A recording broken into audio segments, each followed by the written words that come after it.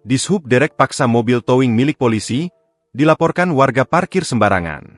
Viral di media sosial aksi petugas suku Dinas Perhubungan Jakarta Barat menderek mobil towing milik Polri yang parkir liar di Jalan Haji Lebar, Meruya Selatan, Kembangan, Jakarta Barat.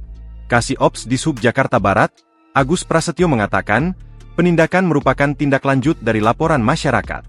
Agus mengatakan, saat ini warga memang bisa melapor kepada Dishub jika menemukan adanya kendaraan yang parkir liar. Diberitakan sebelumnya, mobil towing yang viral dikeluhkan warga karena terparkir liar di sisi Jalan Haji Lebar, Meruya Selatan, Kembangan, Jakarta Barat dan akhirnya diderek oleh petugas Dishub ternyata milik kepolisian.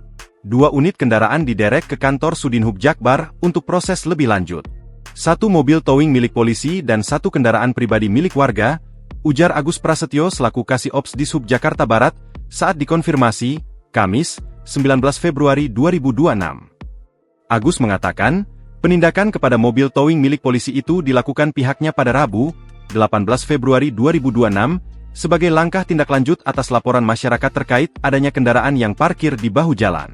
Kami sudah menindaklanjuti laporan masyarakat di Meruya Selatan, samping tol, terkait adanya parkir liar di badan jalan hari Rabu, 18 Februari 2026, kata Agus.